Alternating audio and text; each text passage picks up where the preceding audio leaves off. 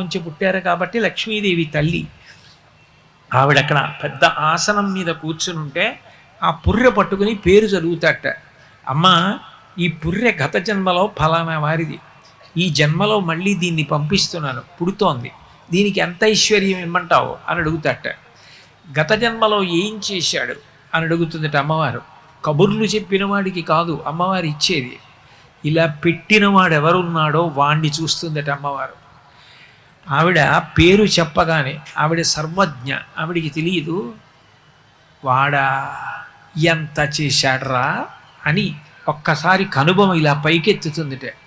నేను వాడికి ఇచ్చాను, వాడు సమాజానికి అంత పెట్టాడు, ఎంతమంది అన్నం తిన్నారో, ఎంతమంది చదువుకున్నారో, ఎంతమందిని వృద్ధిలోకి తీసుకొచ్చాడో, అంతమంది వృద్ధిలోకి వస్తే తాను ఆనందపడిపోయాడు రా, వాడికి మళ్ళీ రెట్టింపి అంటుందట.